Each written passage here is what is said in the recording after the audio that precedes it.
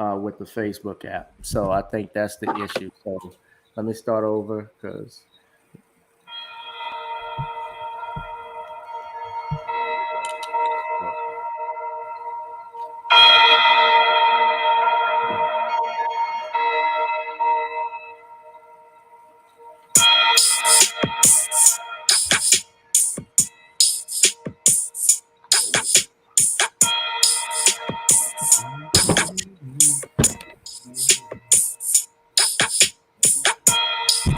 Welcome, everybody, to another edition of Gavin Richard Presents here on my channel, GBoot2786. We wait for Brother Rico Rivers. No, you just jumped out in the seat, man. It was okay.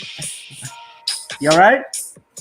Yeah, I just had to get everything together. Sorry, bro. Oh, okay. It was no problem. You didn't have to jump back. I was just going to play the music and intro everybody. That was a way for me to introduce you. And we got some people right here. And he just jumped right in that damn seat when I started saying the intro. But what's up, everybody? Welcome again to another edition of Gavin Richard Presents. We are live, and I'm coming at you with 5 here on my channel, GBoot2786. We're also on Facebook, Gavin Richard, and I'm on GavRich2786. I'm here sitting down with our brother in spirit and in the struggle, Brother Rico Rivers. You guys know him as Richert Street, also on Facebook. I've been seeing this brother.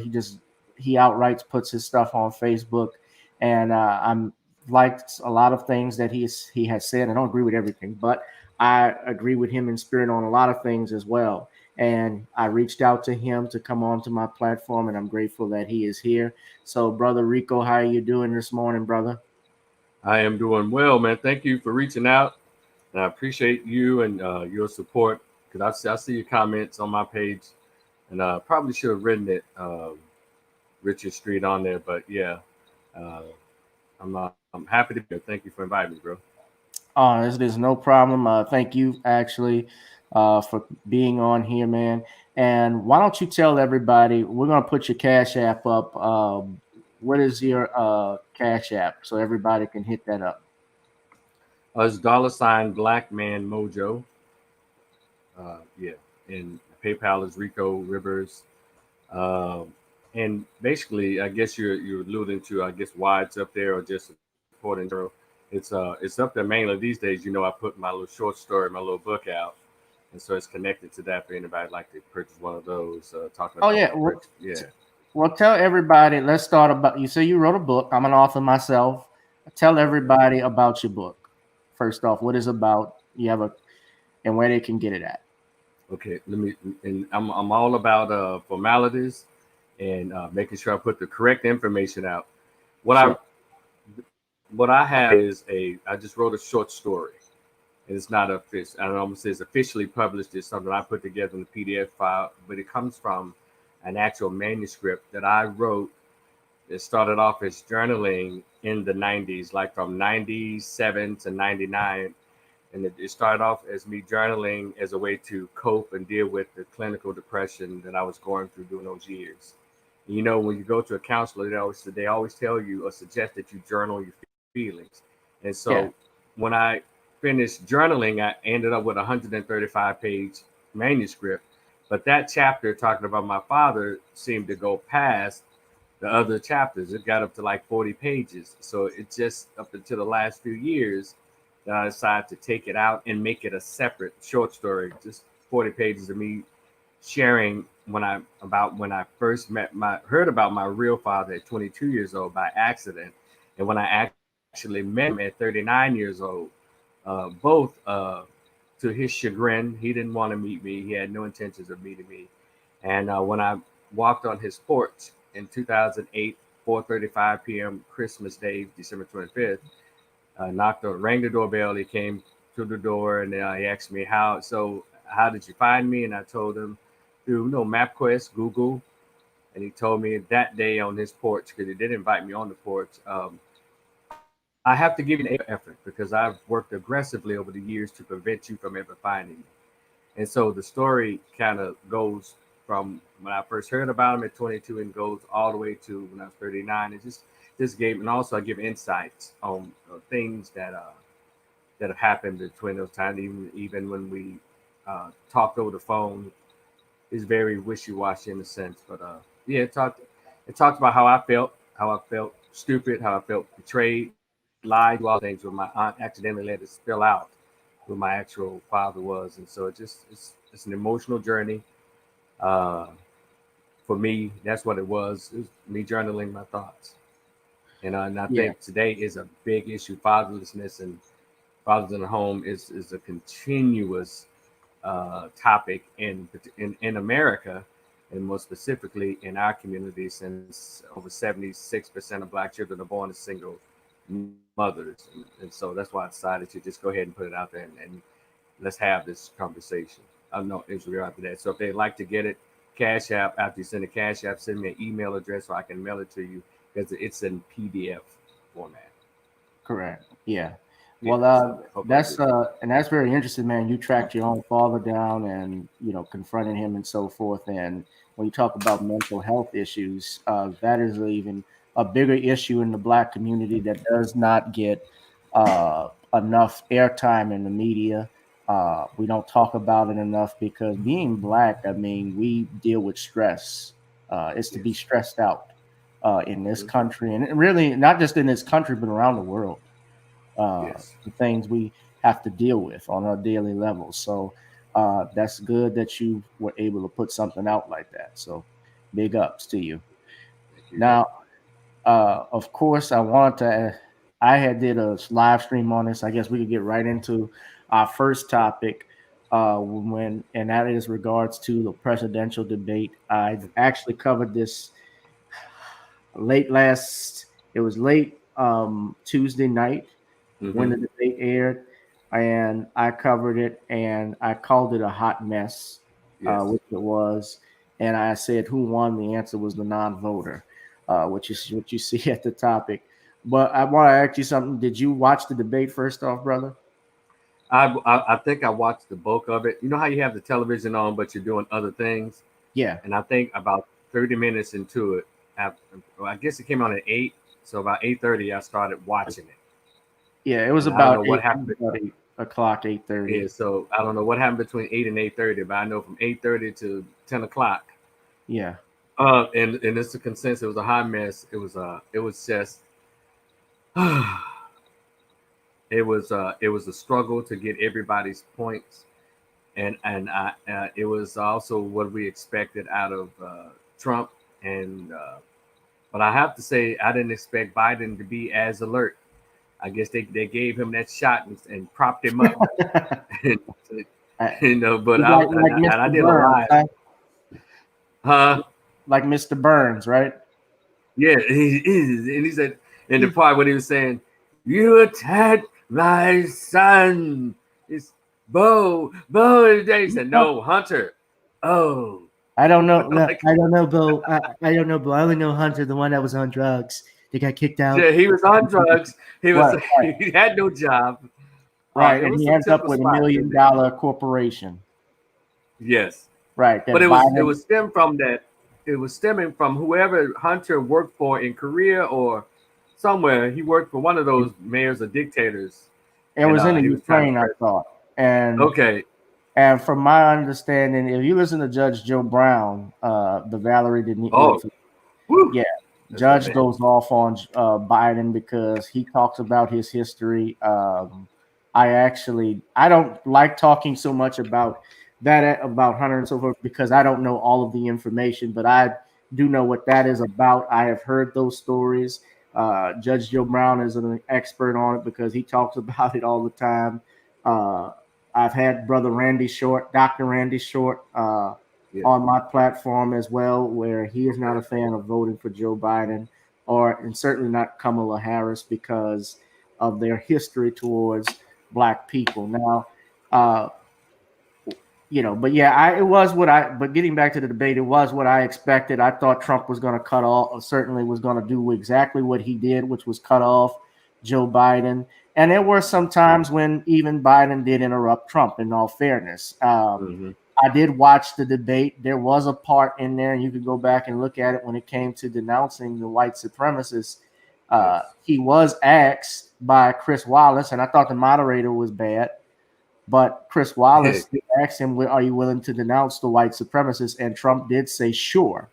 I do know he has signed executive orders, condemning the Ku Klux Klan and so forth, which is nonchalant because they've always been seen and marked as a hate group. Yes. But now, of course, they're infiltrating.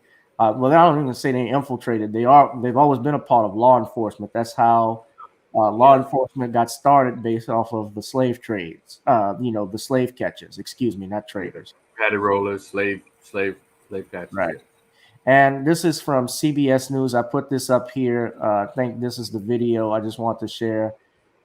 I'm trying to see which one is this from. Breaking news. CBS News has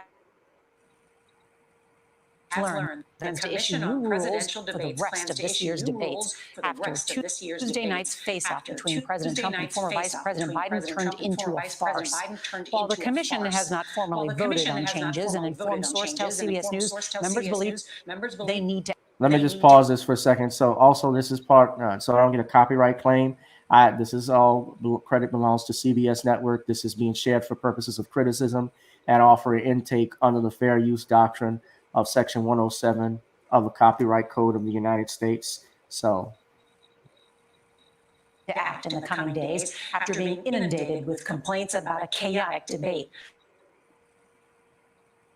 Among the possible candidates to microphone, if that person ignores the rules and interrupts another candidate or the moderator. Tonight, with 34 days left until the election, the candidates are back on the campaign trail. Even as President Trump tries to clarify his refusal to denounce white supremacy at the debate, along with a group known to support it. We have a lot of new reporting to get to. Tonight, our team of correspondents is standing by to cover it all. CBS's Ed O'Keefe is going to lead off our coverage tonight from Ohio. Good evening, Ed. Good evening, Nora. Biden's team says he'll be there for the next two debates under whatever rules the commission develops to try to contain the president's behavior. But the Trump campaign says he can't be moving the goalposts and changing the rules in the middle of the game. This new debate over the future of debates comes as many seem to agree. We've hit a new low in presidential politics. The individual mandate was the most unpopular aspect of Obamacare. I got rid of it. I'd like and we will protect people. President, I'm the moderator of this debate, and I would like you to let me ask my question. After a debate full of insults and interruptions, more than 73 of them from the president, the Commission on Presidential Debates said it's time for a change. Don't ever use the word smart with me. The question is, Justice, the radical left, will you shut up, man? Who is on your list, Joe? It's hard to get any word in with this clown. Issuing a statement today saying additional structure is needed to ensure a more orderly discussion at the next two matchups. I think it was just a national embarrassment. The chaotic debate followed Joe Biden onto the campaign trail today as he embarked on a two-state train tour. Campaigning in tiny Alliance, Ohio, he took a few more uninterrupted swings at the president. Trump has no plans, no ideas, didn't express a single plan that he had about how he was going to move forward. Mr. Trump had a different take. I thought the debate last night was great. We've gotten tremendous reviews on it. The president was asked again today if he condemns white supremacists. He didn't do so directly, but did try to walk back comments about the Proud Boys, a far-right group that has supported white supremacist ideas. I don't know who Proud Boys are, but whoever they are, they have to stand down, let law enforcement do their work. He drew criticism, even from Republicans, for the way he talked about the group at the debate. So would you like me to condemn Proud Boys and right Proud Boys? Stand back and stand by. But I'll tell you what. Somebody's got to do something about Antifa and the left. His own party urged him to correct the record. I think he misspoke. I think he should correct it. If he doesn't correct it, I guess he didn't misspeak. I want to associate myself with the remarks of Senator Tim Scott that he put out earlier today. He said it was unacceptable not to condemn white supremacists. And so I do so in the strongest possible way. And today, Biden had his own message for the Proud Boys. Cease and desist. That's not who we are. This is not who we are as Americans. Now tonight, the candidates are in states that their parties lost in 2016. The president holding a rally in northern Minnesota, while that train trip took Biden through parts of Ohio and Pennsylvania, where he needs to boost his support. Nora? Ed O'Keefe, thank you. All right. So I played that. That was fun to look back over again. You know, a lot of people don't know this too, Rico, about Joe Biden. And I was talking with, of course, Dr. Randy Short and Judge Joe Brown. If you're familiar with them. Of course. I'm from Memphis. The Judge Joe Brown is from Memphis. Right. Well, you're familiar with Dr. Short, right? Yes, I've listened to Valerie Denise Jones's thing all the time, and Randy and Dr. Short is on there doing his thing. Yeah, well, yeah, he is, and he's been a friend of this platform. I think their position on it has always been they've been against Biden because most people don't even know Biden has been in politics, and this is an interesting point I will say that Trump made in the debate where he talked about he had 47 years to fix this. Biden has been in politics for at least most of his adult life, all of his adult life, rather, for 47 years. And he actually was mentored by your James Eastlands, Roy Farbus, John Stennis, and Strom Thurmond. And these were some of the staunchest segregationists in America at that time. And a lot of people, I guess, and you've been very critical. I think you've been critical of both parties, the Republican and Democrats. And correct me if I'm wrong, you're independent? Yes. Okay.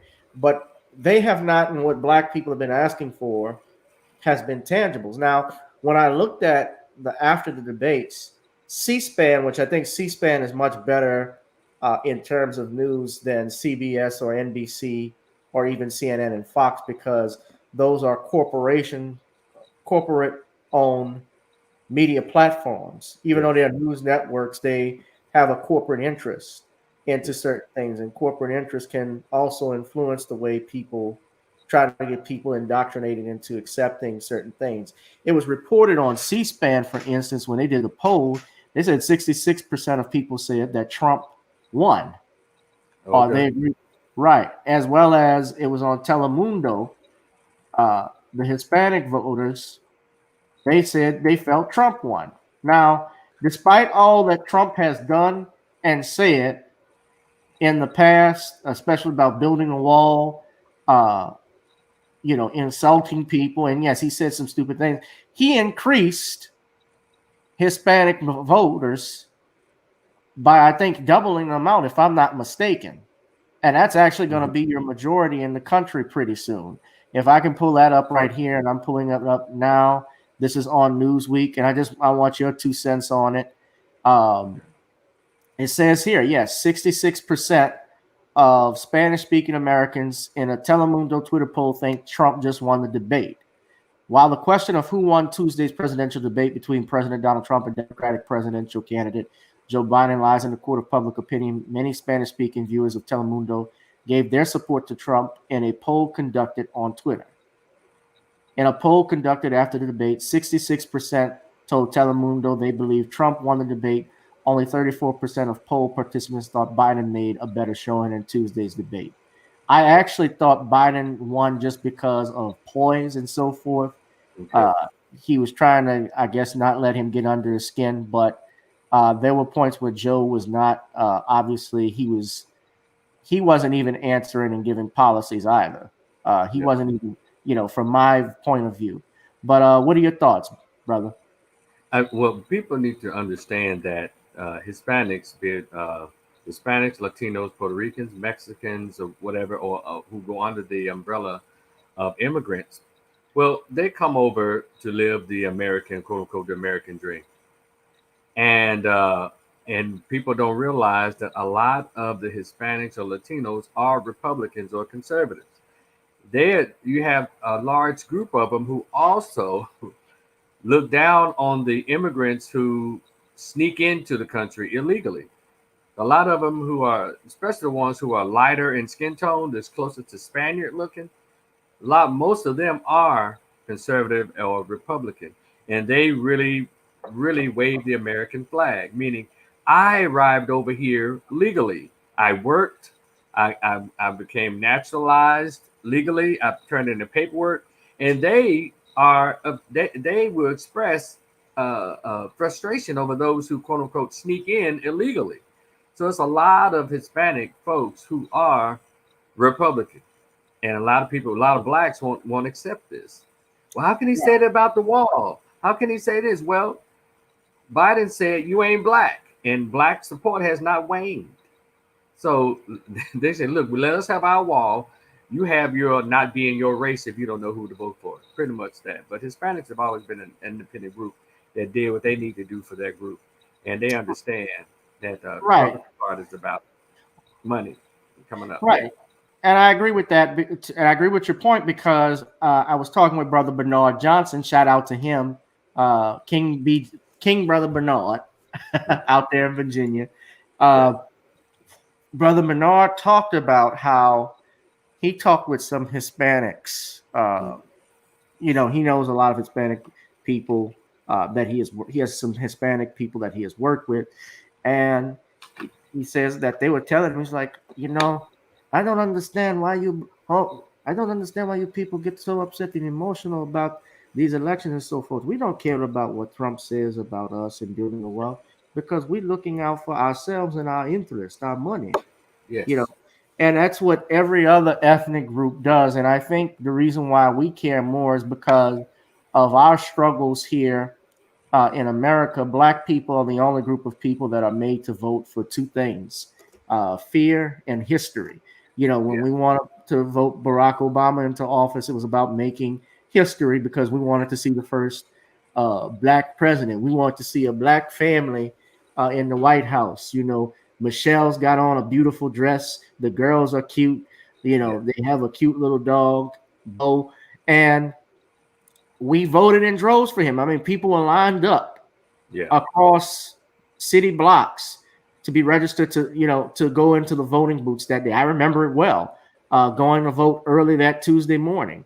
He got 97% of the black vote actually in the first election. He got 93 in the second. When Donald Trump ran for president, he actually increased black Republican voters by, I think, 5%, if I'm not mistaken. He also increased 7%.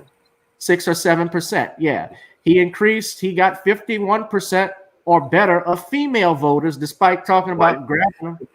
White women.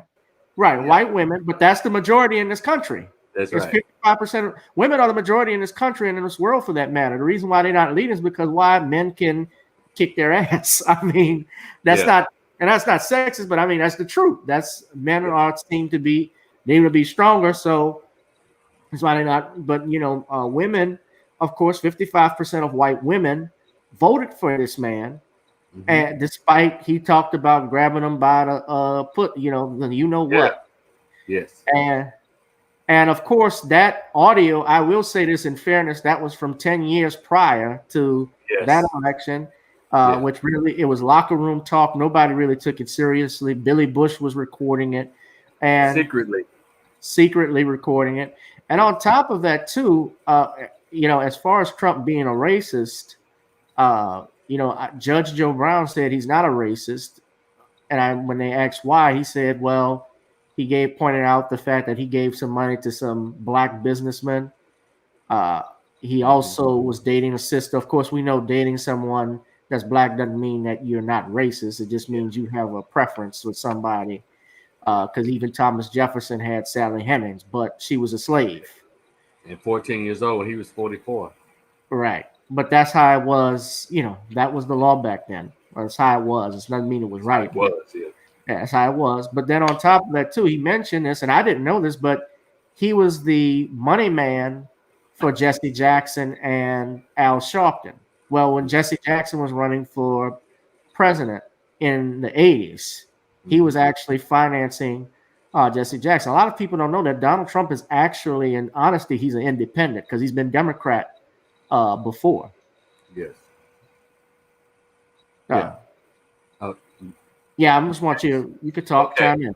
Yeah, one thing about it, and I need us to mature. And one thing, the last part you said about the Hispanic attitude about this, it's business. I need African Americans to mature to politics. I don't think we're very astute or very intelligent when it comes to the actual purpose of politics. just like we're not very astute when it comes to race. Dr. Claude Anderson says race is what it is a race for resources by groups. We think in race means who likes us or who does not like us. And here we are in 2020, after 400 years in this country, we still haven't gotten the understanding of what race or racism is. And so we're falling for the emotional games. You know how what you just said, how everybody was so gung-ho about the Obama campaign.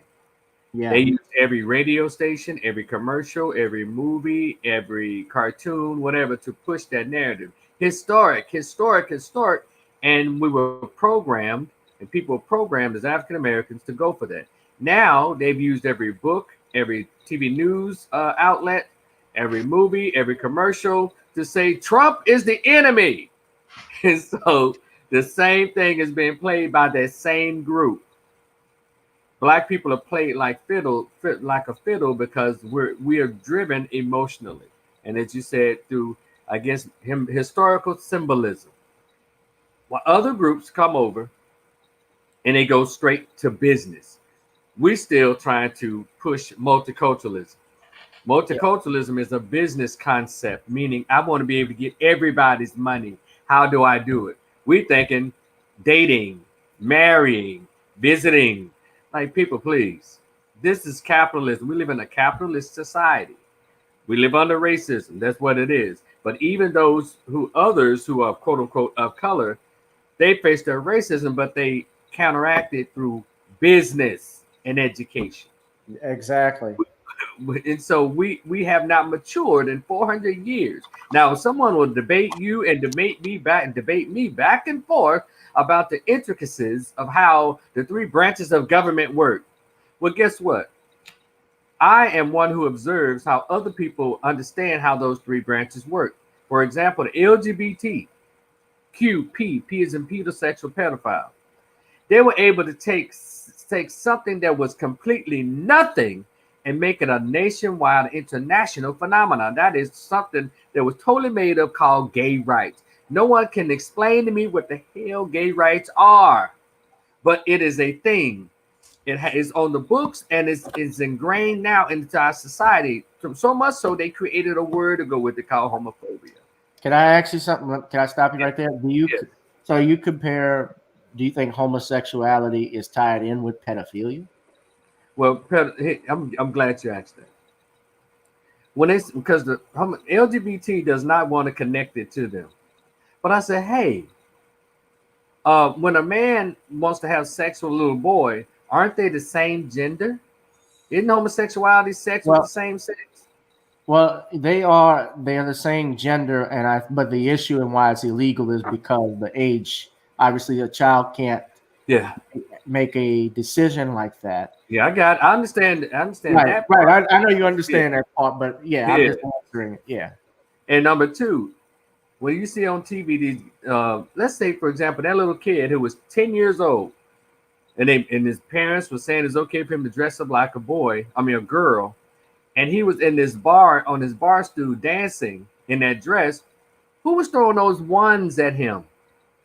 Grown men, gay grown men at the gay parades.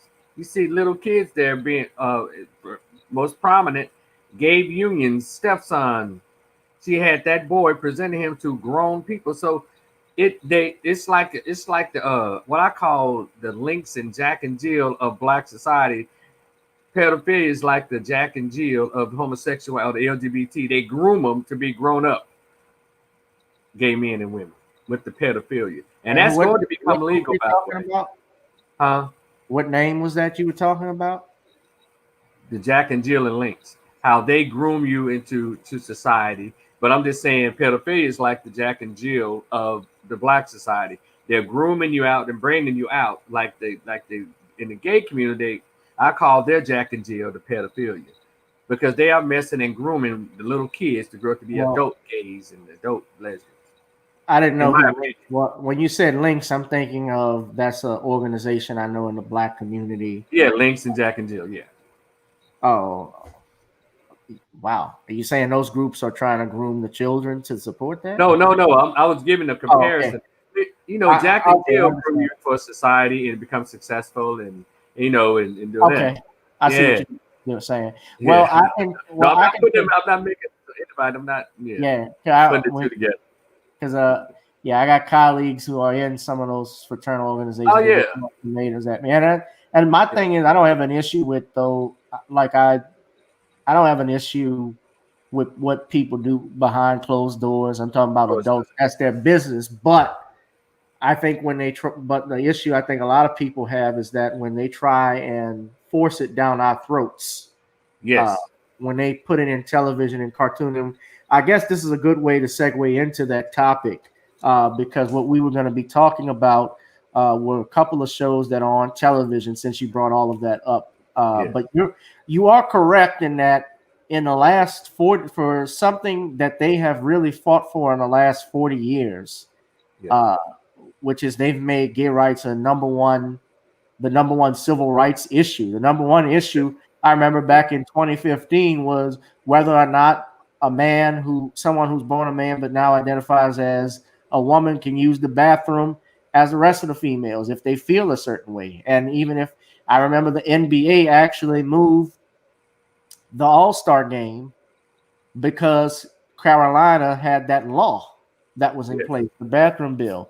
In fact, in California, they've passed the Senate Bill 145, which they removed, and they give it the judge's discretion on whether or not to classify to have someone register in a sex offender, a male for male on male sex, pedophilia. Yeah, and it doesn't outlaw. Well, now a lot of people believe that it outlaws or it doesn't out. It's basically remove pedophilia as a crime. It didn't remove it as a crime per se, but a lot of people can see that it's a start, basically, because why would you want to take that off, number one, in the first place, those penalties, if it's pedophilia, whether it's male on male or female or whatever, if it's even if it's the opposite sex, if you're doing it to children, it's wrong. Yes. So why would you even bother changing that? But the what's up, Squeaky G? Squeaky G says Jack and Jill is a program for children of Links members. Yeah, I remember. I know of Links. I think a lot of celebrities when they join, like some sororities or fraternities. I think that's separate, but they work together. If I'm not mistaken, it's like a transitioning over to. Yeah, it's like transitioning. And I think fraternity sororities. Right, because I think Angela Rye and Kamala Harris are part of that. I know Kamala's an AKA. Yeah. I know that Aretha Franklin, I think, was in Links. Okay. If I'm not mistaken.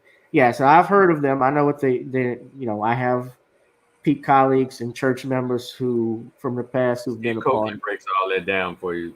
Steve Copeland. Yeah. Well, I mean, Dr. King was even an alpha, and he was in the Boule, actually. As is Bill Cosby was an Omega, and all the entertainers, a lot of your doctors, lawyers, right? Successful doctors, lawyers, Dennis is Dennis and Brian are alphas. Yep. Yeah. Thurgood Marshall was an alpha. So I mean, it's nothing like I didn't want to jump topics, but I don't see anything issue with that per se. But I know a lot of people look at it and they think that people have this thing about them being uppity or whatever. With some people, it is true. It is true. It's true in a lot of circles. Yes, it is.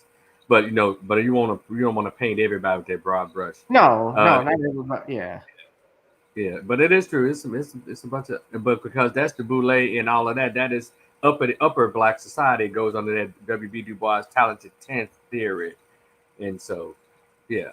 But he has. I have friends who are members and they're very down to earth, real cool. But you also have those who are Masons, Freemasons, and so forth. Yeah, I know a lot of them as well. I mean, my brother is an alpha too. So there are a lot who do a lot of great things. I think the organizations have done some great things. One thing I did admire that the alphas did. I know we're switching subjects. One thing I admired that the alphas did do was when Michael Brown was killed, the organization paid for his funeral. And they did allow their members to wear their colors, their shirts and jerseys. with Alpha Phi Alpha on it while they were protesting out there. Some of the sororities, like the AKAs and the Deltas, they sent letters to all of their chapters and so forth, forbidding them to do so, which I thought was problematic. And Dr. Umar Johnson, when he was on Roland Martin's show, this was before the ambush show that he did, he talked about how some of these sororities get monies from different corporations and work with them, and that was probably a factor as to why they didn't want them to do that. But they want that public smoke. Yeah, but I didn't want to segue into that one, but yeah, since you brought up the about we're talking about that laws, and you brought up the LGBTQ, and I guess this is a good way to segue into it. There are a couple of shows that are on television that I have watched, but now I started to turn away from because and those shows were Lovecraft Country, Power Book 2. I don't know if have you watched any of those shows before? No, I have not, sir. I have not watched those shows. Never watched the original Power. Never watched, I have this thing because let me show you something really quickly. This book right here, the ISIS Papers by this wonderful, beautiful sister, Dr. Frances Cress Welsing. I had the pleasure of meeting her years ago and having a conversation with her about what we're going through right now. And as well as this brother here, when I'm explaining, it's called The Code by Brother Neely Fuller. Let me put it over there. I've heard of Neely Fuller, The Code. I've heard of Dr. Frances Cress Welsing, yes, who she passed away a couple years ago. And I remember Moise Lamont Hill. Yeah, man, that punk. Yeah. He's a punk. Well, and I don't like him mainly because of some things he has said in the past, not only about her, but other elders as well. He's talked down, I think, on Malcolm X. He's also said stuff. Oh, yeah. I call him today's Manning Marable. That's Well, Manning Marable is the one who wrote that thing on Malcolm about him being gay. Allegedly, yeah. Allegedly, the gay prophet. Before we go any further, can I go back to the California law again? Yeah. And, you said it all except for this one piece that just came out. They have California. Now, California is the leader of what we may want to call modern day Sodom and Gomorrah. They lead in the liberalism that's got us in the place that we are today. And that is they passed a law where guys who identify as women can now pick out, I think, the jail they want to go to or the part of the jail that they want to go to once they are sent to prison. Did you hear about that? Hold on a second. Now, California is the leader. 1 second. I was looking on. I'm sorry, because I have it on Facebook as well. And when I click it on live, I was trying to see if we had any questions or comments. So I'll get double playback and so forth. So hold on 1 second. That they want to go to once they I'm trying to make sure I can mute this. Hold on a second. Okay, I can't see the mute button on it, but yeah, to answer your question, you asking about that California law, I'm not aware. It wouldn't surprise me of that. I think that was changed, I believe. I remember when, this is interesting, Bruce Jenner, when he was transitioning to Caitlyn Jenner, he was, if a lot of people don't remember this, but he actually was involved in a hit and run that killed somebody. Yeah, you remember that? Yeah, he actually killed someone. That wasn't a hit and run, but he was at that point. That was the point he decided he was going to change into being Caitlyn. Yeah, and I guess that was a way for him to get out of jail because they didn't really want to touch, I guess, LGBTQ there. And since he's identifying as that, that might be a way. Because then ESPN gave him the Courage Award, I believe, at the ESPYs. I saw that travesty. Yeah, it was. And this is a guy, and this is a man who's in his 70s, who's a grandfather, transitioning like that. They had other people who could have gotten that award, especially one girl who played an entire season while diagnosed with terminal brain cancer, if I'm not mistaken. And they chose not to give it to her. They gave it to him. And if you go back and look, when he was in his dress and so forth, even Brett Favre's mouth was like, Brett, did you see how Brett Favre looked confused? A lot of them had that, like, now they had a mild, kind of looking, but like, you know how you look with your teeth, like, okay. Yeah, like there was cringeworthy. Yeah. So, but what tripped me out was when he came to the stage, all dressed up ladylike, and then he got the mic together. Then he said, "I want to thank you all." I'm like, what the? I want to thank you for this award. Are you kidding me? At least Laverne Cox tried to change his voice. Hello, everyone. Thank you for coming. But this dude, he's like, thank you so much for this award. Like, are you kidding me? Y'all think I'm stupid? Corey Holcomb called him Nana Dad. Nana Dad. Nana Dad. That's Look at that kid's name. Let me see if I can. And they put him on the cover of, was it Elle or Vogue, one of the magazines? And Obama, Barack Obama was commenting, praising it. Yeah. I'm like, what is he getting involved? Why is he even commenting on that? Mm-hmm. I didn't understand. It's called being done in plain sight, and we're so out of it mentally as a community in this country. We just look at it and it just have nothing to say. I mean, and that's what I was alluding to. Look at Brett Favre. Look at Favre. Yeah. Y'all see him? The Arthur that was Arthur Ashe Courage Award. The Arthur Ashe Courage Award. Arthur Ashe, of course, most people know him. He was an outstanding tennis player. He died from AIDS, actually. He contracted, I think, in a blood transfusion gone wrong. Yes. Yes. Yeah. He was actually something about him too. He actually boycotted, I believe, South Africa, one of the few athletes that did that during the apartheid era. But they gave him, but Caitlyn Jenner, Bruce Jenner was transitioning at that time to get back where we were. And yes, he even talked about before he became Caitlyn, how he was concerned because he was transitioning and he didn't want to be obviously in a likelihood the penitentiary with all the men and so forth. So it would have been a problem. But certainly there, I was talking about the Lovecraft Country. Yes, those shows. Power Book 2. And really, I'm not even feeling Power. And everybody that's watching right now, I want to know, what do you think of the latest Power series? Of course, Power was was created by Courtney Kemp. 50 Cent serves as the executive producer. It is a show about a drug kingpin by the name of Ghost. His real name is James St. Patrick. And it's a very interesting show. I've watched it. It is great television. It's a drama. Of course, everybody's favorite character really is Tommy, because Tommy was the white boy that was crazy, that was killing everybody.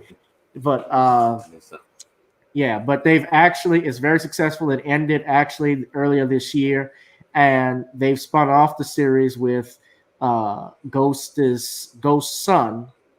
And of course, everybody that follows it, I don't give spoilers, but he killed his own father at the end of the first series. So now he has taken over. Mary J. Blige is in this one. She plays a drug dealer with a drug dealing family, even involving her children. And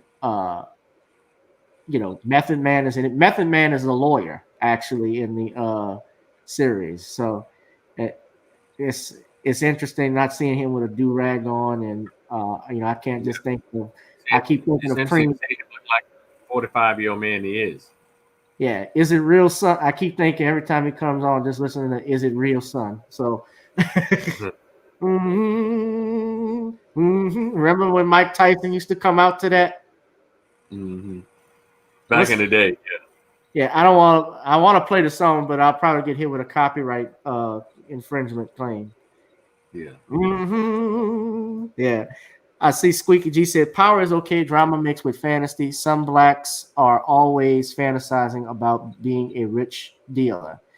Yeah, that is true to the degree. But this last episode of Power, and I saw that they even talked about the ratings are down, and they had a scene, they introduced a gay character, and it just was right in the open. It's one of, I don't want to give spoilers away, but it's one of Mary J. Blige's sons, she has two sons and a daughter in the show.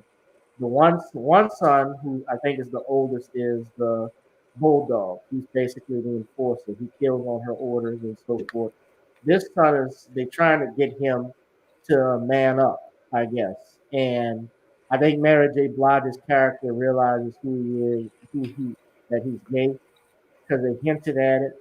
But right in the first scene, uh, in this series, he's in the bed, he's in Tariq's art class following him. And Tariq is the son of James St. Patrick. And he's in an art class and he teams up with this other male student who's black, who's gay. And he starts making passes at him. And then the next thing you know, a few scenes later, they're in the bedroom together. And just use your imagination. And he's yeah, well, I'm telling you. Yeah, I get it. Everybody, yeah, and then Lovecraft Country. It's hard for me to even follow Lovecraft Country. I've tried to watch it; it's been hard, but there's some scenes where they have, in I think the 5th episode, I saw it and saw what they were talking about, but they had a scene where the guy who played Omar in The Wire, Michael Williams, great actor. Michael Williams. Yeah, great actor. Right. Well, he's the main character's father. And he goes to a hotel room, not even 5 minutes into the show, and there's another male prostitute in there, and they just talk for a few seconds, and then all of a sudden it goes from there. So, yeah, I want to actually, I said the agenda is out in Hollywood on black television shows.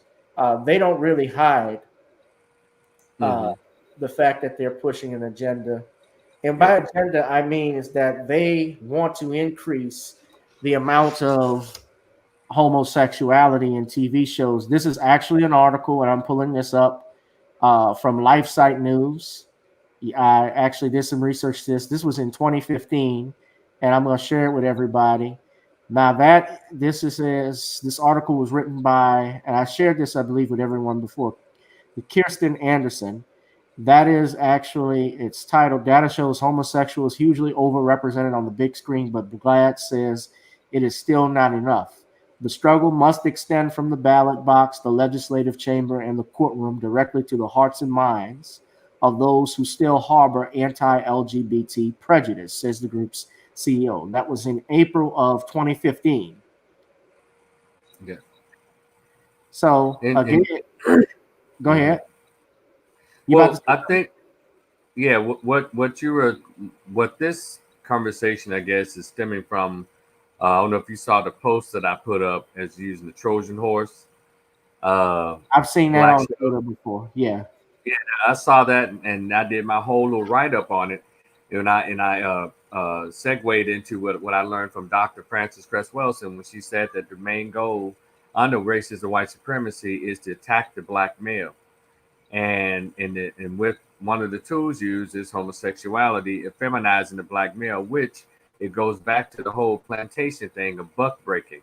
A lot of us don't know that buck breaking not only is just beatings and the dismemberment, but was also sexual assault on the black male slave as a form of punishment and dehumanizing him and breaking him all the way down. So now we see these, and it's always the biggest, the strongest, the darkest of us, the Terry Cruzes of us, Coon.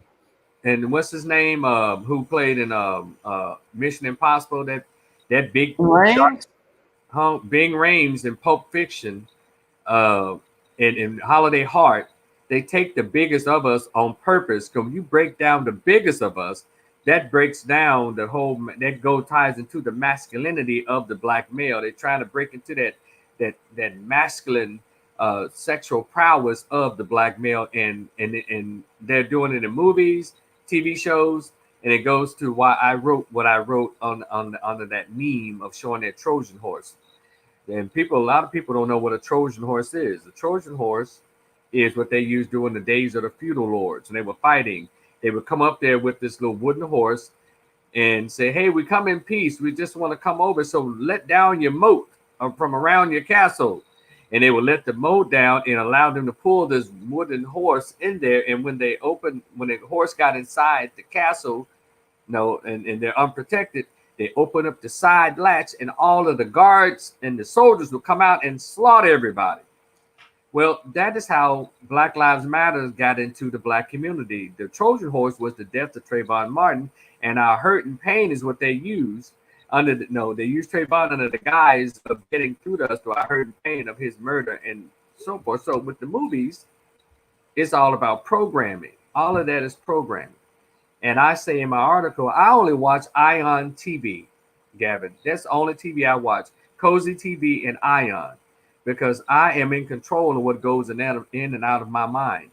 Mm-hmm. And the setup is, the Trojan horse is, they show you 5 good episodes of these so-called black shows. And then they slip in, just like you said, a gay sex scene so graphic that it burns in your cornea and sits in your brain.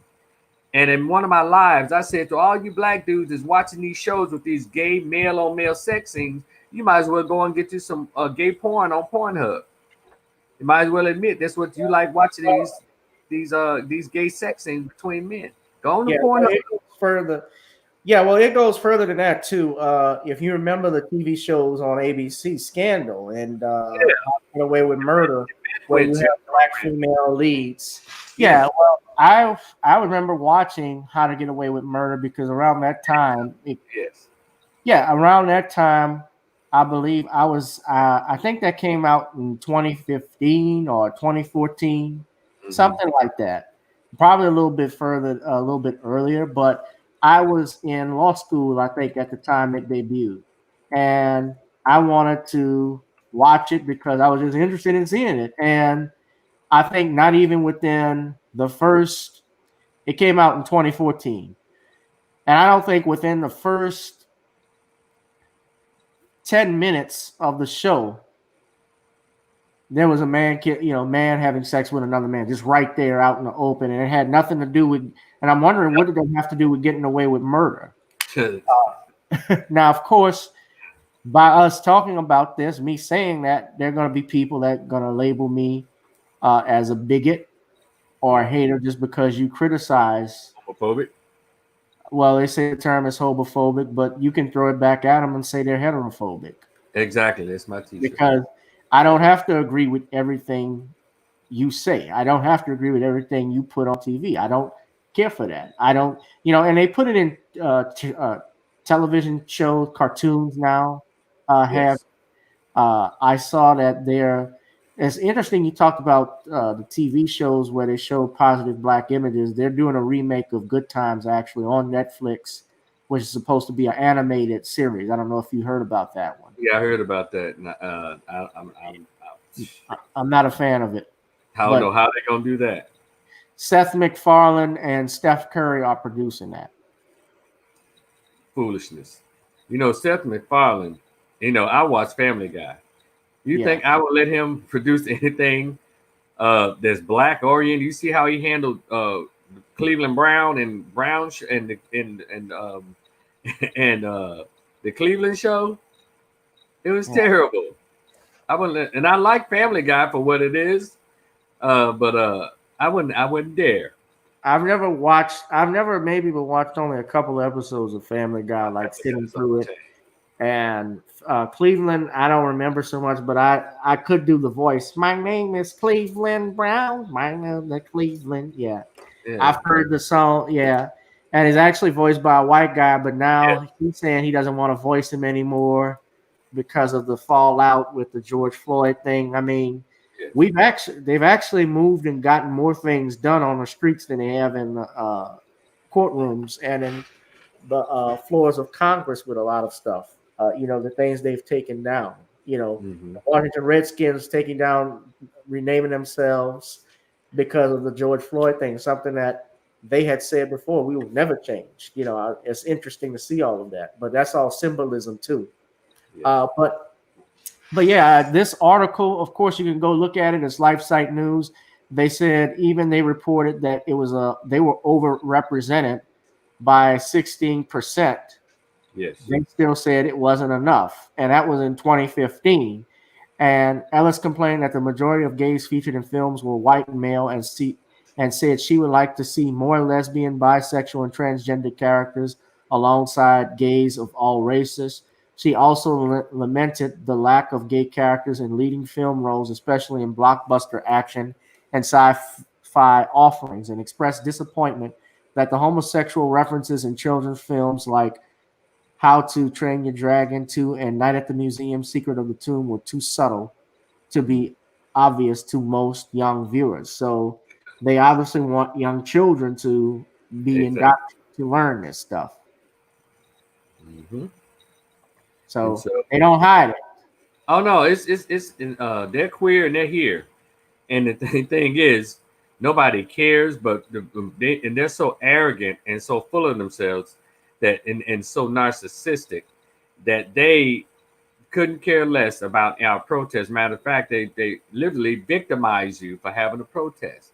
Now that's why I call a powerful agenda and a powerful strategy, where you can convince people out of their normal morality, out of their normal everyday upbringing, what they've been taught through all the great books written, be it the Quran, or I guess the Bible, and even mental health books. They've convinced people to go against their own intelligence to buy into this whole LGBTQP foolishness. And I'm so glad I grew up in the late 70s and in the 80s, where as Archie Bunker said on the opening of that theme song, you knew what you were then. Girls were girls and men were men, and that's what I stick by. I haven't bought into or subscribed to this new way of thinking. I haven't, but I don't bother anybody. But if you ask me, I'll tell you. I don't have a problem with them existing as human beings. I don't, because that's the part that people don't know how to explain. Nobody hates you because you're a person. Nobody hates you or dislikes you because you're gay. What we're annoyed by is you trying to force me against my own mind to think what you think. And nobody likes that on any level, politically, religiously, and not even sexually. You can love the sinner, but not the sin. If they want to put it in that context. Well, I mean, people have said that, but I mean, I understand that's I don't like their politics.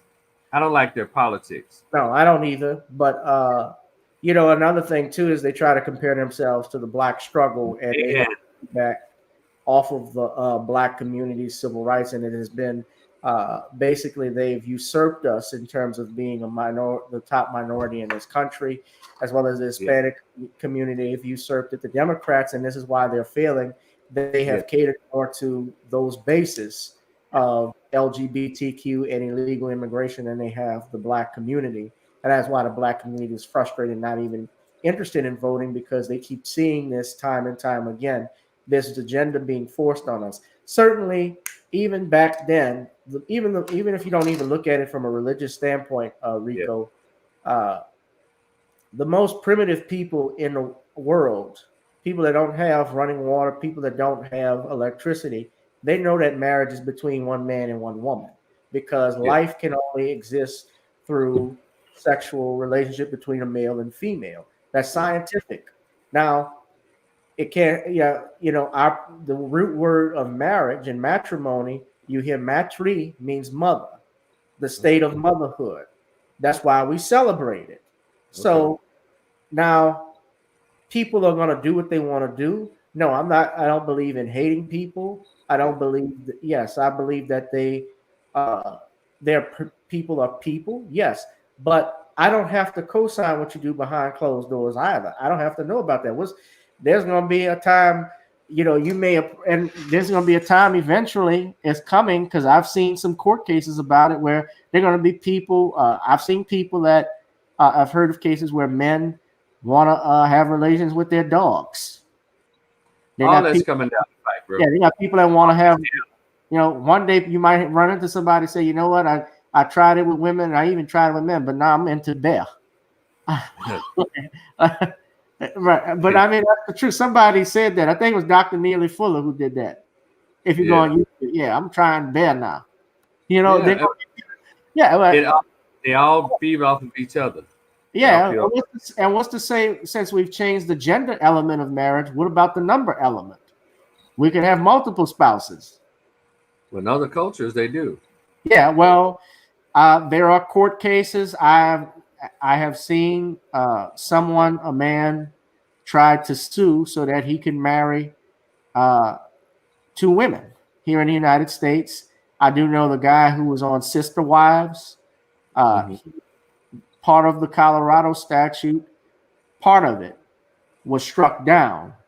Now, that doesn't mean polygamy was still legal in that state, but he couldn't be, but they agreed with him because he was arguing his religious rights, that he could marry and have more than one woman, more than one spouse. So there's going to be a time and day when we're going to have to answer that. And there are groups, like you even pointed out, there is a group called NAMBLA that worked.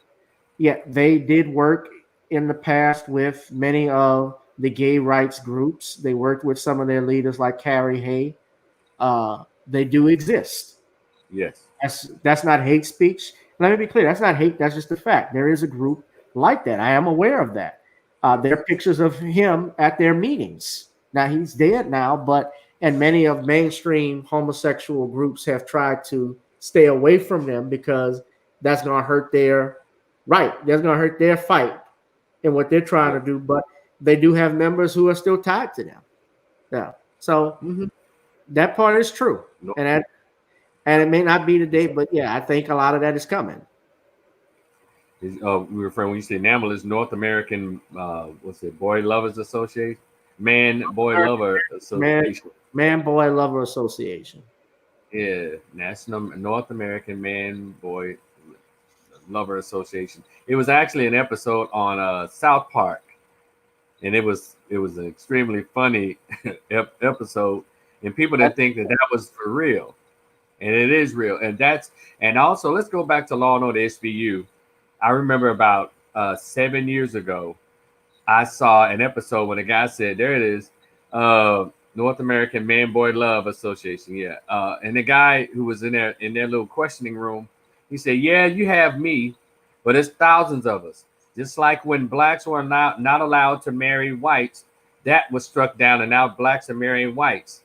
Well, it is going to come a time, and it is coming, that boys will be allowed to make a decision or to share their love with adult men, and men will be able to show their love to young boys." Yeah, I'm looking at it. David Thorstad, the founder of NAMBLA, David Thorstad. 1941, isn't there something? Born 1941, so he's been at it a minute. 79 years old, and no telling how many boys, young children. Well, and he's he describes himself as a bisexual, pederast, and atheist. He's a recovered Pentecostal who has never been charged with violating any sex laws. Well, maybe he hadn't been caught, basically. Oh, he said, "I didn't caught the old fool." Well, he's probably one of those little poor islands somewhere doing his thing and pushing on the agenda in those poor countries. That's where they really thrive at. Bangkok used to be a big place. What else? Lower parts of Vietnam and these coasts of Africa is where a lot of these guys from Britain, from Germany, Portugal, Spain, they all come in those luxury cruise liners and they line up and those African coasts, and all the little boys or it could be some teenagers like 13, 14. They're going over there messing with those old white guys because they know they have money. Not that they're gay. They know that a lot of these rich white folks come over there and they have money. So they trade sexual acts with these grown men because they're poor. And in America, I mean, they're rarely over here because now they're being. Now I think what they're doing is, we're tired of traveling so far. We're traveling so far to get boy booty. So we want to create the laws where we can get boy booties out of these black hoods and these white trailer parks. Well, you have they thrive. poor. Yes. Yeah. Well, that's definitely a factor. I think now in America that still goes on. I mean, you saw what happened with Penn State a few years back with the Great Sandusky. Poor kids. They thrive off the poor. They feed off the poor. They manipulate the poor. Most definitely. They feed off the unfortunate because they know people don't care about them and they won't be clapping back. But I want to start segue into our next topic, our final topic. Barkley, Shaq, Coon it up. Is Coon in big business? Of course, brother, you're familiar with what happened with Breonna Taylor. Now, being a attorney, I'm bullshit. I saw that. I recognized that from Animal House. I was actually had a cough. Honestly, my throat was actually itchy. It was me. No throat. Yeah. Oh, okay. I thought you were just back no, I was actually like coughing. Yeah. But now I know there are people who believe it's bullshit. Yes. Yeah. Well, of course, being an attorney, I looked at it initially because we can only go on with the evidence that we have. I know that murder is very hard to prove because you have to prove not only the act, but you also have to prove the intent. Mens rea is what they call it. So there are different elements and causation and so forth that play into it, and the fact that there was a warrant. What I don't like and what is coming out now is that there was actually evidence that was either suppressed or or this AG, Daniel Cameron, did not. He actually. Well, I mean, he didn't ask for any, aside from not asking the grand jury to present any murder charges, but his own bullshit that he said about Kenneth Walker firing a 9mm round going into Manningly's leg. That was one of the officers that was there that was wounded. The ballistic reports has never concluded whether he actually shot him. Yeah. So I have more questions than answers now with this situation. And I'm going to play this clip. Of course, they asked Shaq and Barkley. Mm-hmm. And you know what? I truly do like Shaquille O'Neal. I really do, but I think he missed the mark on this. And of course, Barkley, we know where he stands. Barkley has always been, personally, I feel like, that's ridiculous that they're trying to say that the cops kill all black people. That's ridiculous. Now, somebody put some grease in that nappy Negro's hair on that floor. He actually said that shit last time. But I will play this video. Personally, I feel like Carlos Boozer, I think they got to attack the paint. Across the country last night over the decision about Breonna Taylor, and some did turn violent. I got a warning to our viewers, my wife. This is a little graphic. So we're going to start in Hollywood, California. Oh my God. I've seen it before and I can't get over it. The driver of a pickup truck hit a female protester, knocking her over, and then drove over her.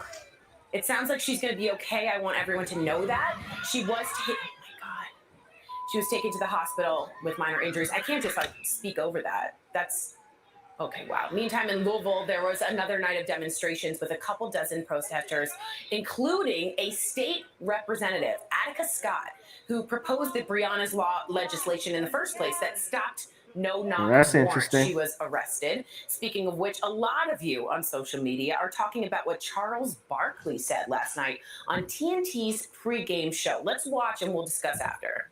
Personally, we do have to take into account that her boyfriend did shoot at the cop and shot a cop. So, like I say, even though I'm really sorry she lost her life, I don't think that we can just say we can put this in the same situation with George Floyd and Ahmaud Arbery. I just don't believe that. All right, let's go, Brandon. You're a former professional athlete. Now, did he step in it, or what do you think of his take? Before I finish playing that now, I wanted to see if they were going to play Shaq's comments as well. I don't know if they have it in here, but we're going to let the video play. But, Shaq was also taken up for the police officers because he was saying, the cops were just doing it. The cops. I got to talk in 4-second intervals to do Shaquille. Yeah. I read his comments earlier. Yeah, well, Shaq is also a reserve deputy from Louisiana, and it's not a surprise that he would defend that. But let's just play this clip out. If you say he stepped in it, I don't think he necessarily stepped in it. I think he was towing the line. And when you're towing that line in a situation like this, you're just as wrong as someone on that picked one side or the other. Now, when it comes to Negro, what? The problem I have when people are talking about how all you can do is pick a side, man. Yeah. This is why athletes. I gotta stop it for a second, Rico. This is why athletes cannot be the spokespersons for the black community on black issues. They are not somebody we need to go to. This brother is supposedly an athlete. We don't need Negroes like that are half stepping. Okay. That's my opinion. I don't even think of LeBron as a leader. I think LeBron, he does great things, and yes, he has a platform that's bigger than all of us right now because he's a celebrity. Yes. Athlete. But no, I don't think they get to lead the movement. Oh, yeah. They're not Muhammad Ali or Jim Brown. Well, they put them out front. They put them out front. We didn't choose them. They always choose these people. The people that we choose, well, they don't approve of. So Dr. Khalid Muhammad, they didn't approve of him. So I'm just saying people like that. They purposely choose the athletes, because they know they're on the contract to say and do the right thing.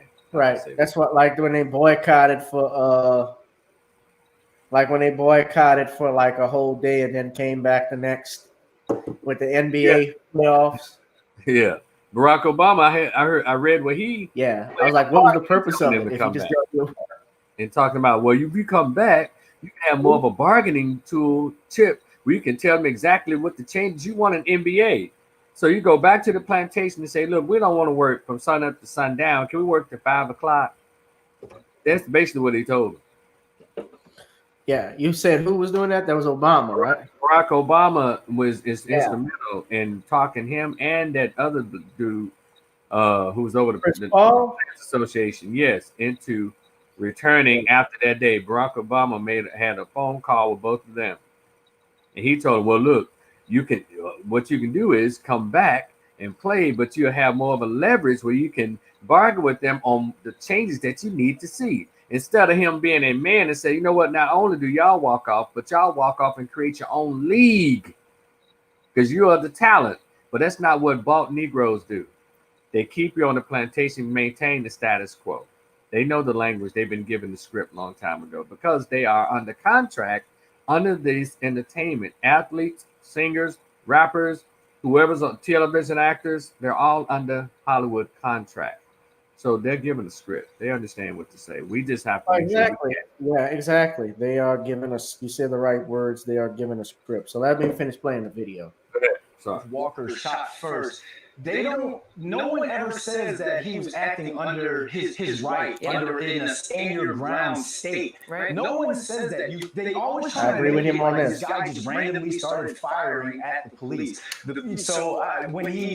When you're doing that, Chuck, when you're doing that, Shaq, make sure that you're throwing all of the facts out there so people can kind of understand what it is you're exactly saying. Because if you don't put facts behind it and you just leave it to something as broad as, they were acting under the law, he was shooting at the police, now you open yourself up for not only backlash, but for people to be upset and angry with what it is that you said. That's really interesting, Brandon. You're getting tons of responses. April Phillips says exactly, Brandon. Marquita Baker says preach. Gabriel Garcia says below. Erica, what was your take? Did he step in it? I felt like it was completely unnecessary. He's on TNT pregame show, which means that Breonna Taylor wasn't playing, Kenneth Walker wasn't playing, anyone involved in this case was playing. So if you're going to have a commentary like that, at least know your facts. For starters, anyone who has taken a a home self-defense class, as I have, because I am a responsible gun owner, this is something that is par for how you are taught. If someone is inside of your home and they are posing an imminent threat, and an imminent threat would be forced entry into your home, especially in the way that the no-knock warrant was served. So yes, as a legal gun owner, you are 100% within your right to protect your home. That's all that Kenneth Walker did. And as a result, he was the only person to actually serve any time or get any penalty in this entire incident. So let me pause this for a second. So I agree with with the brother, the man who's the athlete, Brandon Lannon, I believe is his name, when he said that no one mentions that he was defending his home. No one mentioned that he was acting under self-defense, because the charges against him, Kenneth Walker, were subsequently dropped. And the judge in that case is none other than Judge Alu Stevens. And Alu Stevens in Louisville, Kentucky, that brother is what we call a judicial advocate, because he has been on the main front. He actually got suspended by the judicial committee out in Kentucky because he challenged the prosecutor's way of handling jurors based on race. Yeah, it's called he challenged it, and of course, there's an old Supreme Court case called Batson, and that was made it unconstitutional to eliminate jurors based off of their race and skin color, and he did not like these charges. So the prosecutors did what was called no pros. They agreed not to prosecute Kenneth Walker on this, although I believe they're adding new charges or trying to prosecute him on something else because he was acting in self-defense. Now, I have guns in my home. Do you? Not yet. You got to get with the program on that one, bro. Yeah, I'm working on it.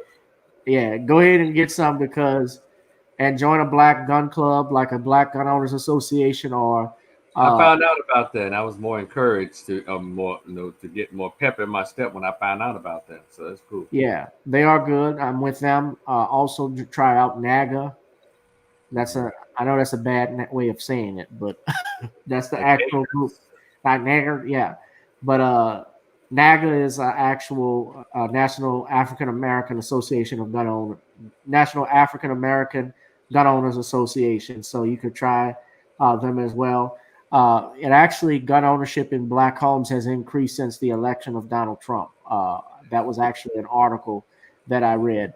But I'm going to keep playing it. But, they dropped the charges because under the castle doctrine, your home is your castle.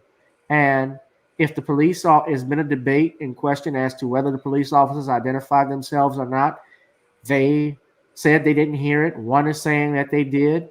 They only got one witness to say that, yes, he heard them. But now that one witness, I listened to the Vice interview, and he changed his story. So there's more questions and answers with this. By the way, when we talk about the Proud Boys, one of the founders of the Proud Boys was the co-founder of Vice News. A lot of people don't know that. So now he, I think, got kicked out of Vice News or is no longer with them, but he created that. So it's very interesting. A lot of people think that liberals are your friends and so forth, but that's not the case all the time. But I'm going to let the video play and just finish what this sister is saying. Charles Barkley would have this commentary and that Shaq would co-sign on it only further gives us these really hard feelings about a very OJ, I am not black, I am OJ situation. And that's how we're feeling right now. Because you could have said nothing at all. I don't know why she's throwing OJ you decided to put fuel to the fire in the commentary we did not need. So if you want to have these conversations, especially in this moment, make sure that you are respecting the moment and being proactive in moving it forward. Not adding more things and nonsense to a conversation that does not need to be had. So so well said. If we can go back in the prompter, we did have a poll on what how many Americans were okay with the protests and not. Support for the protesters, 54% in June. Right now they're down to 39%. Of course, we're seeing some violence, and I'm sure that's affecting it. But And there's also a note that this poll was done before the Breonna Taylor non-verdict or the non-indictment. So Interesting. who knows what those numbers are? Okay. Wow. Interesting to know that. Great conversation. Well, another thing to point out with that too is, and that is a reason why I think Donald Trump is going to win in a landslide, because you're seeing these protests that are happening over where it's mostly white people that are doing those protests. And they are actually the ones being more violent. They're actually breaking windows and so forth. I'm sure everybody has seen a video of remember the white boy with the gas mask on and helmet that was knocking out the windows at AutoZone in Minneapolis. And the black people were pointing him out and they were ignoring him, but it came out that he was, I believe, a cop, if I'm not mistaken, or he was an informant of some sort. Those that are watching the channel, y'all leave a comment, let me know if you all know who that man is. But Barkley, he's always said some BS like this. This is his style. You know, he's always said this. He's been called out. Of course, the people at the 5150 show, Corey Holcomb, shout out to him. They were dogging him. They were talking about, of course, they crack jokes and talk about his wife. I'm not going to go there. Of course, I can say a lot of things about him, but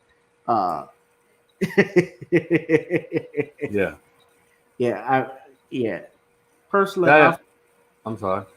Personally, I just feel like black people are the stupidest people in the world. And you taking advice from me? You know, I'm Lord of the Ring without the ring. You know, personally, I just feel like Carlos Boozer should be here with the Phoenix Suns, and that should have been ridiculous. I don't know why I left, but that was just terrible. Yeah. When I read the comments, it's my first time seeing him saying these words. I read an article earlier this morning, and even that whole narrative has been debunked. Well, he shot a cop in the leg and came out, and it's shown that the cop was actually shot by a fellow cop. And said a boyfriend was a drug dealer. There's a lot of stuff that's come out. And so 1 minute you get this information, you believe this. Now other stuff has come out. Now you mentioned a third thing that has come out about the the Attorney General, and him allegedly suppressing information. And so I guess for what I do, man, is I just sit back and try to let everything flow, because one thing stories about like this, it'll make all of us have egg on our face at some point during these damn stories, because the information is not being brought out. Only somebody who would tell the truth is the man who was there with her. First they said she was laying in the bed naked. Then now it comes out that she was in the hall. And now they're gonna say, then people saying that he used her as a shield. And it's like, come on. So I just sit back and try to get all the information in. If I'm instant enough or long enough to even care, because I have other issues and stuff surrounding this whole thing. Right. It's like, but I mean, this is what they have done in practically every police shooting that I've seen. Yeah, trying to muddy up the water. Right, Michael Brown, he was involved in a strong arm robbery, and then of course the people are saying that didn't happen. Remember, there was a video clip of some contractors, white boys, who was actually outside right there in Ferguson when the shooting happened, and they had their hands up. We never heard from those guys. He was like, "What are you doing?" His hands was up. He wasn't a fucking threat. We never saw those guys being interviewed. We never heard of them being in the grand jury. Same thing with now the situation, the only ones I know that got prosecuted was, of course, the Botham Jean situation, where she got charged with murder. She did 10 years, but then you had the little boy. Well, she didn't do 10 years, but she was sentenced to 10 years. The little boy is hugging her, coming off the court, as well as the judge, which was highly inappropriate. Mammy Tammy, the little boy looked like he was confused. No, let me tell you, it's religion. It's blonde hair, white woman, skinny white woman, fetishing. Because the father said, I hope we can be friends one day. His daddy said that. Well, and they're from the islands too. And that goofy son hugging the chick. That has never been done. No one has ever been allowed to hug like that in a courtroom. Them going hugging the defendant. I've never seen that done, and I think they reported on it saying that's something that's highly unlikely. And so, I was more upset with the judge doing it because as the judge, you're supposed to be impartial. Yeah. She's not supposed to come down. A presentation of impartiality. Right. It's about the appearance of. It's not about being. It's not about impropriety. It's the appearance of impropriety. That is what they have to worry about. And when she did that, she gave him a Bible, and she was widely criticized, and understandably so. She was wearing flip-flops and shorts underneath there. Which, as a judge, you come in, the judges I know, they're always wearing a suit and tie, come in wearing a suit and tie. They're dressed for court. If it's female, they have a dress on. That's the way things are done. And, of course, I saw Roland Martin had her come on, and oh my God, that was terrible. Yeah, well, it was terrible how he was trying to even defend her and then criticize her. Oh yeah, that's what I meant. Terrible. Yeah, he looks like a little pimple. Yeah, he's terrible. He's gotten worse. He's so Democrat. Yeah, he's terrible. Yeah, I don't get what you like, food. Yeah, and these black folks. Yeah, I've actually met him. He's a jerk. Do you remember when Lee Harris, him, Ben Crump, and that leader of the so-called New Nation multicultural group, they were at this church in Dallas, downtown Dallas. I don't know if you were there, but I showed up there. I got a picture of Lee Harris and Ben Crump. And Lee Merritt? Lee Merritt and Ben Crump. I got a picture of both of them. And I walked past. I looked at Roland Martin. He looked at me, and I said, I'm not going to shake this dude's hands. He's a buster. Yeah. And I shook the other two dudes' hands, Lee Merritt and Ben Crump. But when I saw Roland Martin, I'm like, man, get out of here. Go on, dude. I'd walk past. I'm not gonna give you my energy. Well, yeah. Well, I think that other part of that too was trying to get a settlement. That's why they were doing that. And I don't think they got the settlement anyway. I know the lawyer. I'm friends with the guy who was another lawyer on there, Darrell Washington. And I know Darrell went to Grambling. Yeah. Darrell went to Grambling. He's a lawyer. He's also Darrell K. Yeah, Darrell K. Yeah. And Lee Merritt, I saw Tariq Nasheed's analysis on Lee Merritt and what he said about what he has had to say about Ben Crump. I actually asked everybody a question last week. What were their thoughts on Mr. Crump? And I had some people say good things, some people say bad things, but I saw a lot of people saying good things and even wondering why I was even asking that question. My response was because it's my Facebook post. Yeah. That's what I want. Yeah. Yeah. Don't like it, go somewhere else. But I mean, there are people who genuinely don't think Mr. Crump, they accuse him of being an ambulance chaser. I understand what it's like to be a lawyer, and you can only do what your clients tell you to do. You also are to be an advocate, but there are some things he doesn't control. Obviously, he doesn't control the criminal investigation. That's something the prosecutors do. But a lot of people, I think, from the people I have sat down and talked to, I think their issue is that it's always like the same MO where there's a settlement, we complain about it, but the cops don't get punished. And it's like it keeps repeating itself over and over again. And they're wondering, well, why? Why is he coming along with that? And that's what I think we hear. Yeah, it seems to be the pattern. And people also need to understand the various majors or concentrations of attorneys. People thought that he was a civil rights attorney. He's actually a civil attorney who goes after his goal or his job is to go after payments or for wrongful death payments. Well, it's a wrongful. What it is that under 1980, what we call the color of law, 1983, when you have police officers involved, police officer shootings, they sue in federal court against these police officers based under that law. and it is a wrongful death is what the suit would be called. It's not a personal injury because when you're personally injured, you're still alive, although it may fall and share some of the same characteristics of personal injury and so forth. It's still a tort. But you would file your wrongful death action in federal court, and there's a settlement. I think in the Breonna Taylor case, they settled because they saw how bad it was. It was negligence based off the warrant being faulty.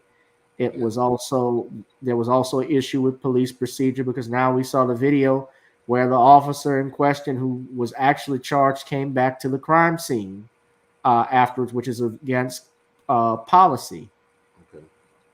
In Louisville, police policy. He violated that. If you're involved in an officer if you're an officer involved in a shooting, you're supposed to leave the scene. He came back. So now there's a question about chain of custody. Well, and he came back. Did he plant a weapon? Did he do this? Did he do that? Because we never saw the body footage. And remember, they told us there were no body cameras. So the story keeps changing. But to get back to Mr. Crump, he's a civil. He settles these cases. He gets involved, and I think he obviously gets recognition for it because this is in national news, and it's also international news. And he's the face for that.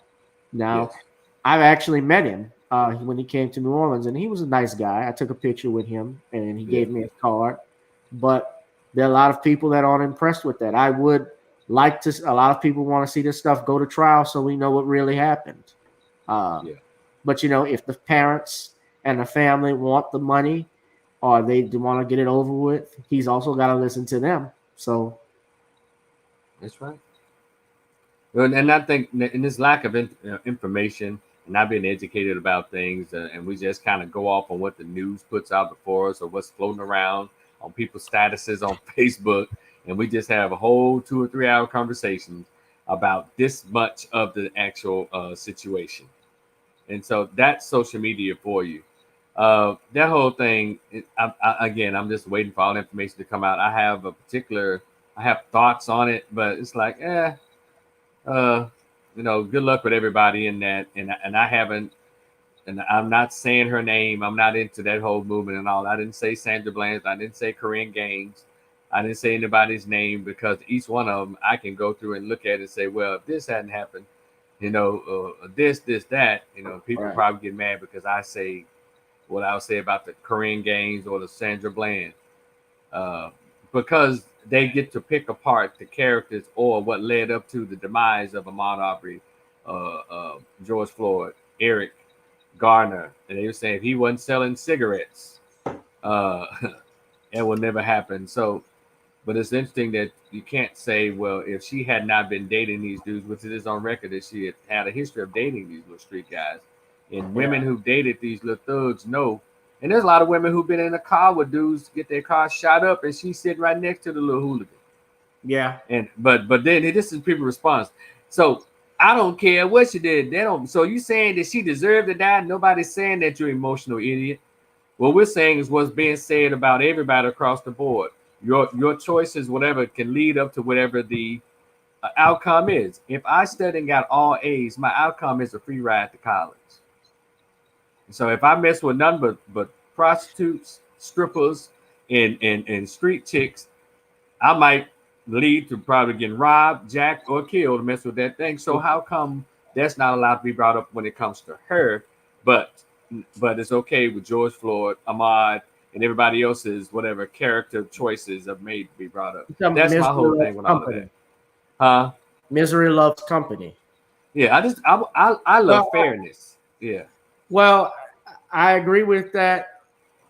No, it is not, and I had arguments back and forth with people because I saw people that were trying to, there are people though, Rico, that were trying to justify because we saw reports of her people were talking about her being the drug mule or she knew about it and all of those things. And there's no evidence that supports that that actually happened. They're trying to bring up something that happened 3 years ago where her boyfriend, where a dead body was found in a car she rented or things of that nature.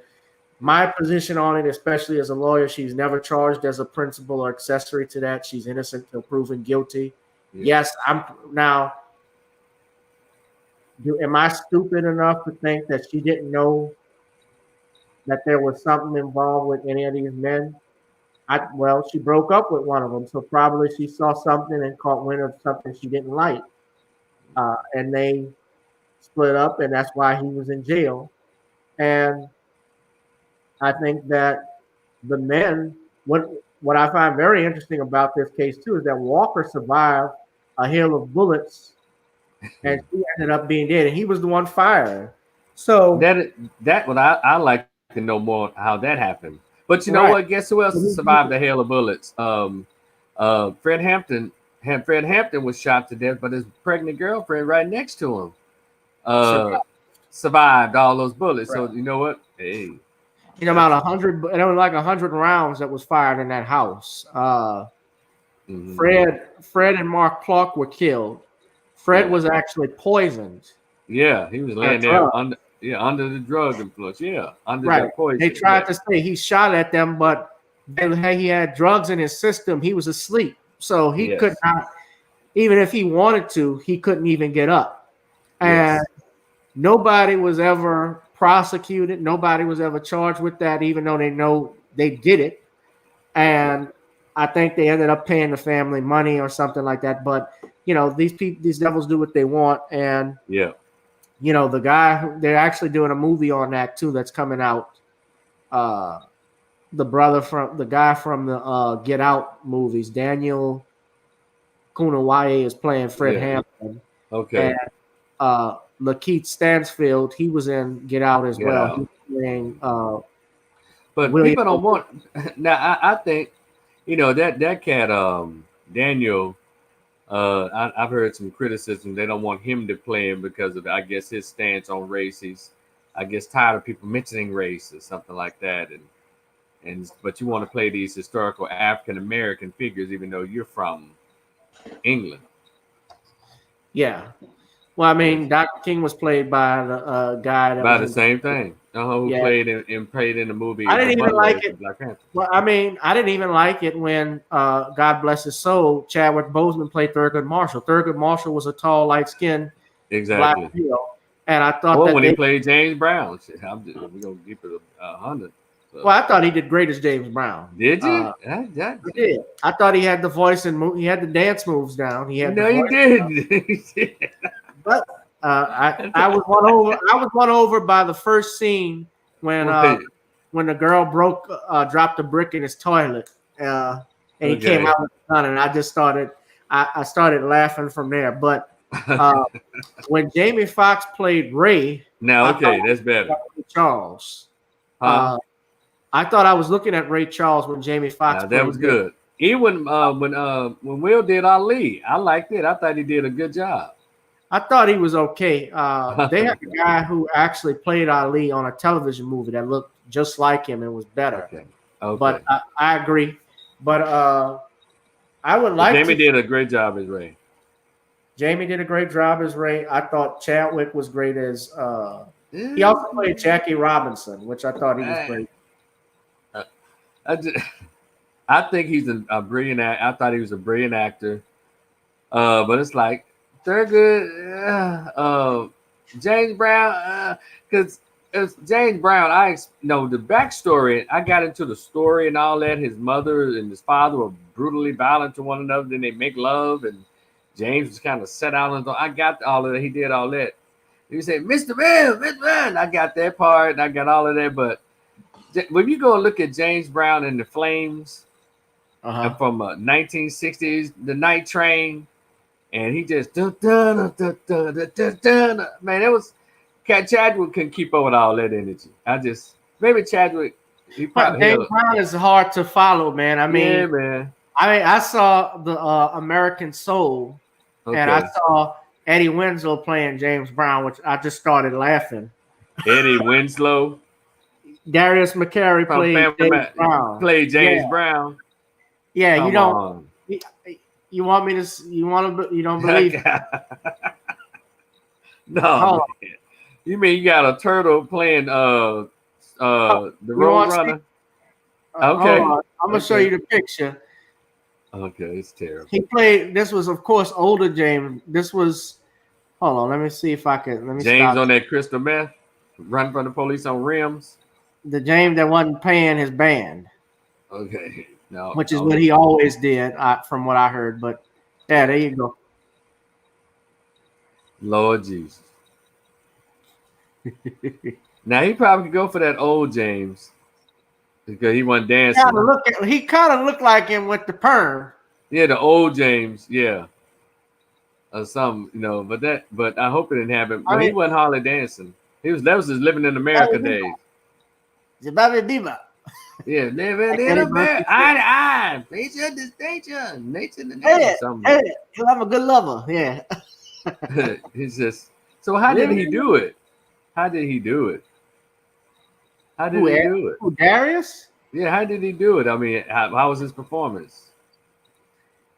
You know what? I think on the program, they didn't show him that much singing and dancing. I think maybe once he was okay, but but they were showing him in trouble and so forth. I think he was fighting with.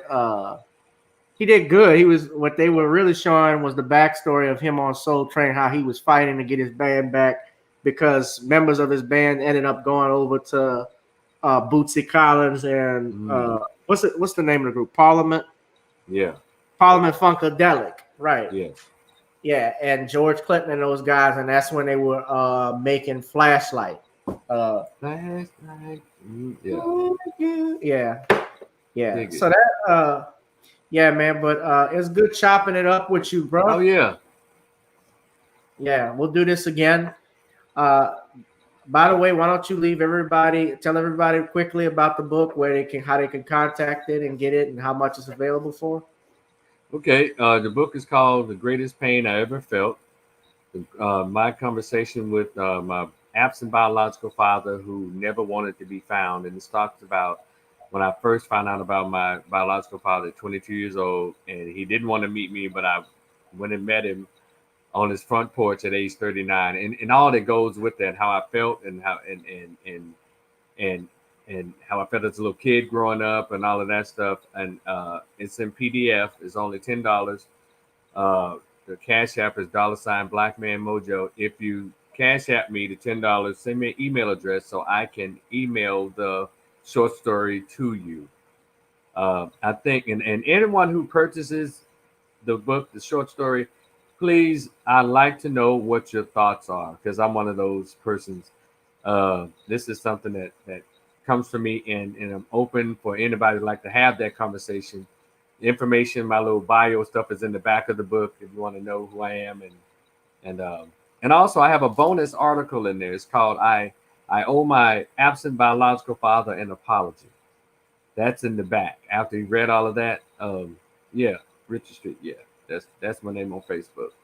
So I appreciate you, man, for having me on just to hear my thoughts, because I'm known as Rico the Opinionist on Twitter, Instagram, and YouTube. Rico the Opinionist is up there now. So I can be reached all over the place. And go check that out for me. And I'm looking forward to everybody's feedback. It's only 40 pages. Some people say it's a page turner, easy read. And I hope it's like a precursor for when I actually get my manuscript published next year. So this is just a chapter. Like when you put out a CD, you put out a single first before you bring out the whole CD, this kind of deal. So I hope people check it out and they read the story. And I'm open for all thoughts, all comments, all feedback, all feedback on the project. So I thank you, man, for just having me on, just to have a conversation with you about all these different topics that have impacted the country, that have impacted us as a race, that's impacted us in our own homes, because all of them are relevant, in my opinion. Most definitely. Well, that was Brother Rico the Opinionist, aka Richert Street. I thank him for coming onto this channel, and hit up his Cash App right there, BlackManMojo. I was grateful that he was able to stop by and give his opinion on this one. Guys, that has been it for our time here on Gavin Richard Presents. Please hit that like, share, and subscribe button. And also, what you see at the bottom, you see my Cash App, Gavin Richard Esquire. You also see Google Pay, gavin.grich1@gmail.com. This has been another episode of Gavin Richard Presents, guys. I am your humble and gracious host. I will see you next time. One love, peace and blessings. And thank you once again for tuning in. I'll holla. Peace.